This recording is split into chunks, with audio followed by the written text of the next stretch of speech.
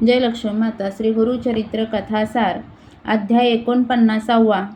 अमरजा संगम आणि गाणगापूर क्षेत्राचे महात्म्य. श्री गणेशाय नमः. नामधारकांनी सिद्धांना विचारले, मुने, श्री गुरु नरसिंह सरस्वती स्वामी महाराजांनी गाणगापूर येथेच का वास्तव्य केले? त्या स्थानाचे काय महात्म्य आहे? सिद्ध म्हणाले, मी तुम्हाला त्या क्षेत्राचे महात्म्य सांगतो, ऐका. दीपावलीमध्ये अश्विन वद्य चतुर्दशीस मठामध्ये शिष्यमंडळी जमली होती. तेव्हा श्री गुरु त्यांना म्हणाले, तुम्ही आपापल्या परिवारासह काशी, गया, प्रयाग या तीर्थस्थळी यात्रेसाठी चला. शिष्य म्हणाले, ठीक आहे, आम्ही घरी जाऊन निघण्याची तयारी करतो. ते ऐकताच गुरुदेवांना हसू आले. ते म्हणाले, अहो, तयारी कसली करता? ही सर्व तीर्थे आपल्या गावाजवळच आहेत, चला माझ्याबरोबर. या सर्वांना घेऊन श्री गुरु अमरजा संगमावर गेले. तिथे सर्वांनी स्नान केल्यावर ते म्हणाले, शिष्य हो, या संगमाचे महात्म्य खूप थोर आहे. इथे स्नान केल्याने प्रयाग संगमात स्नान केल्याचे पुण्य लाभते. हा त्रिवेणी संगम आहे. इथे 3 नद्यांचे 6 किनारे एकत्र येतात आणि सर्व प्रवाहांची मिळून एकच नदी बनते. म्हणून काशी, गया व प्रयाग या त्रिस्थळीचे पुण्य इथेच एकवटले आहे, असे मी म्हणतो. इथे भीमा नदी उत्तरेच्या दिशेने वाहत असल्याने ती गंगेपेक्षाही पावन आहे. इथे 8 तीर्थे आहेत. या सर्व स्थानलक्षणांमुळे इथे येण्याचे काशी यात्रेपेक्षा शतपट पुण्य लाभ होतो. हे रहस्य जाणून शिष्यांना खूप आनंद झाला. त्यांनी जिज्ञासेने विचारले, गुरुदेव, अमरजा नदी कशी उत्पन्न झाली? श्री गुरु म्हणाले, जालंधर पुराणात हिच्या उत्पत्तीची कथा सांगितली आहे. ही अशी, पूर्वी जालंधर नावाच्या महाबलाढ्य दैत्याने देवांशी युद्ध करून त्यांना पळवून लावले आणि देवराज इंद्राचे राज्य बळकावले. तेव्हा ते शिवजींना शरण गेले व म्हणाले, शंभू महादेवा, जालंधर हा त्याच्या दैत्यसेनेने देवांची मोठ्या प्रमाणावर हानी केली आहे. आम्ही त्यांना मारले तर त्यांच्या प्रत्येक रक्तबिंदूतून दैत्य उत्पन्न होतात. अशा परिस्थितीत त्याचा समूळ नाश कसा होणार? आमच्या प्रतिकाराला ही मर्यादा आहे. आता तुम्हीच काहीतरी करा. आम्हाला तुमच्याशिवाय दुसरा अभयदाता नाही. त्यांचे गाऱ्हाणे ऐकून महादेवांना संताप अनावर झाला. ते रौद्ररूप धारण करून दैत्यांचा घात करण्यास उद्युक्त झाले. त्या समय युद्धात देवांचा वध झाल्यास त्यांना पुन्हा जिवंत करता यावे म्हणून त्यांनी अमृत मंत्राने अभिमंत्रित केलेला एक जलकुंभ देवेंद्रांकडे दिला. महादेवांनी जालंधराला पराभूत केले. देवेंद्राने घटातील मंत्रोक्त जल देवगणांवर शिंपडून त्यांना पुन्हा जिवंत केले. त्या समयी त्यातील थोडेसे जल त्यांच्या हातून चुकून पृथ्वीवर पडले. ते प्रवाहित होऊन नदी उत्पन्न झाली. ती संजीवनी नदी म्हणून प्रख्यात आहे.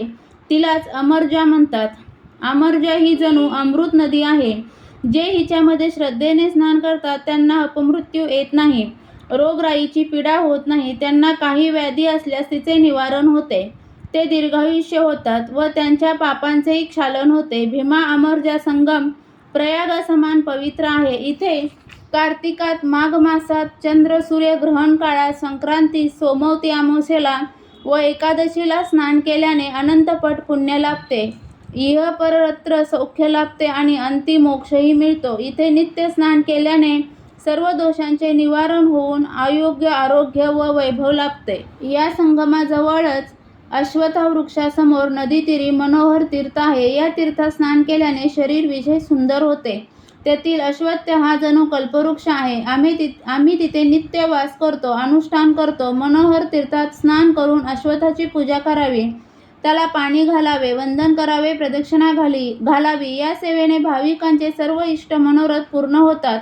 अश्वत्थ पूजन करून संगमेश्वराचे दर्शन घ्यावे, नंदींना वंदन करावे, चंडीचे दर्शन घ्यावे, मग नंदींना सव्य प्रदक्षिणा घालून सोमसूत्रास जावे. असे 3 वेळा करावे.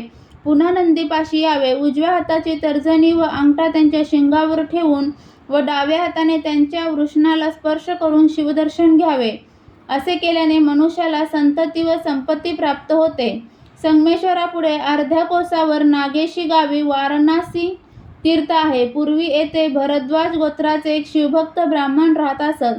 त्यांच्या आराधनेने प्रसन्न झालेल्या शिवजींनी त्यांना समीप्त मुक्ती दिली. शिव सामिप्य लाभल्याने ते देहभान विसरले. गावभर वेड्यासारखे भटकू लागले. त्यांना ईश्वर आणि पांडुरंगेश्वर या नावाने 2 बंधू होते. एके दिवशी त्यांनी काशी क्षेत्रात जाण्याचे ठरवले. तेव्हा ते म्हणाले, काशी विश्वेश्वर माझ्याच जवळ आहेत, म्हणून तुम्ही काशीला जाऊ नका. बंधू म्हणाले, ठीक आहे, तुम्ही आम्हाला विश्वनाथांचे दर्शन घडवा. तेव्हा ते स्नान करून ध्यानास बसले. ध्यानामध्ये शिवजींनी त्यांना दर्शन दिले. ते म्हणाले, देवा, आम्हाला काशी विश्वनाथांचे इथेच दर्शन होईल अशी व्यवस्था करा. त्यांची विनंती मान्य करून शिवजींनी तिथे मणिकर्णिका कुंड उत्पन्न केले. त्या कुंडातून विश्वेश्वरांची मूर्ती प्रकट झाली. अशा प्रकारे भीमा अमरजा संगमावर काशीप्रमाणेच मंदिर व कुंडांची उत्पत्ती झाली. ते पाहून सर्वांनाच मोठे आश्चर्य वाटले. बंधूंनाही आपल्या भावांची योग्यता कळाली. ते त्यांना मानू लागले. तेव्हा ते म्हणाले, आपल्या वंशात कोणीही काशीला जाऊ नये, या स्थानालाच काशी मानावे अशी भगवान शंकरांची आज्ञा आहे. तुम्ही याच विश्वेश्वरांचे दर्शन घ्या, मग पंढरपुरात जा. तिथे पांडुरंगांचे पुजारी होऊन त्यांची सेवा करा. तुम्ही आराध्य नावाने ओळखले जाल. लोक मला गोसावी म्हणतील. तुम्ही प्रतिवर्षी कार्तिक मासात इथे येऊन शिवदर्शन करावे. श्री गुरूंनी सर्व शिष्यांना वाराणसी तीर्थावर नेले. तिथे त्यांनी भावभक्तीने स्नान केले. त्यानंतर श्री गुरु पापविनाशी तीर्थावर गेले. तिथे आपल्या पूर्वाश्रमीच्या भगिनींना रत्नाईंना बोलावून घेतले. त्यांना श्वेत कुष्ठ झाले होते आणि त्या अतिशय दुःखी होत्या. श्री गुरु त्यांना म्हणाले, मी तुम्हाला पुढे दर्शन देईन असे म्हणालो होतो. त्याप्रमाणे आज आपली भेट झाली आहे. तुम्ही पूर्वजन्मी अनेक दुष्कृत्ये केली आहेत आणि तुमच्या हातून अनवधाने 5 मांजरांचा वध झालेला आहे. त्याचा परिणाम म्हणून या जन्मात तुम्हाला अनेक प्रकारची दुःखे भोगावी लागली आहेत आणि पुढील जन्मातही भोगावी लागणार आहेत. ते ऐकून रत्नाई भयभीत झाल्या.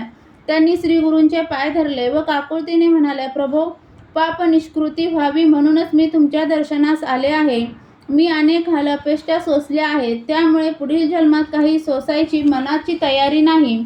म्हणून जो काही दुःख भोग असेल तो या जन्मात भोगून संपवावा अशी इच्छा आहे. आता पुनर्जन्म नको. मी तुम्हाला शरण आहे. श्री गुरूंना त्यांची दया आली. ते म्हणाले, रत्नाई, या पापविनाशी तीर्थात तुम्ही नित्य भक्तिपूर्वक स्नान करा. मनात संदेह धरू नका. इथे स्नान केल्याने सप्तजन्मीची पापे नाहीशी होतात. श्री गुरूंच्या आज्ञेनुसार रत्नाई पापविनाशी तीर्थात स्नान करू लागल्या. त्या उपायाने 3ऱ्या दिवशी त्या पूर्णपणे व्याधीमुक्त झाल्या.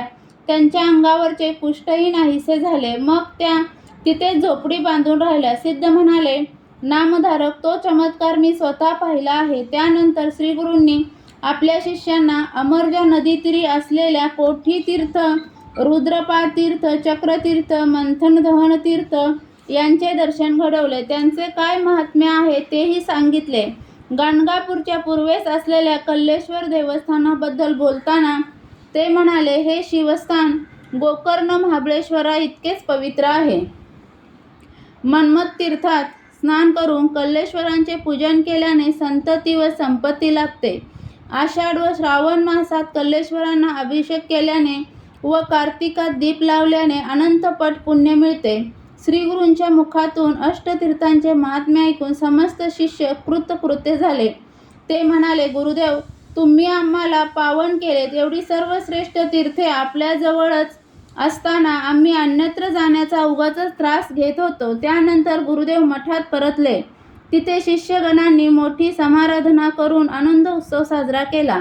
नामधारक असे आहे गाणगापूर क्षेत्राचे अनुपम महात्म्य. म्हणूनच श्रीगुरूंनी तेथे वास्तव्य केले. अध्याय 49 समाप्त. श्री गुरुचरित्र कथासार यातील 49वा अध्याय वाचनाने किंवा ऐकण्याने मिळणारी फलश्रुती म्हणजे गाणगापूर यात्रेचे पुण्य मिळेल. तसेच श्री गुरु कृपा करतील. श्री गुरुचरित्र कथासार यातील अध्याय तुम्हाला ऐकायला आवडत असेल तर चॅनलला सबस्क्राईब करा. व्हिडिओला लाईक आणि शेअर करा. व्हिडिओ पूर्ण ऐकल्याबद्दल धन्यवाद.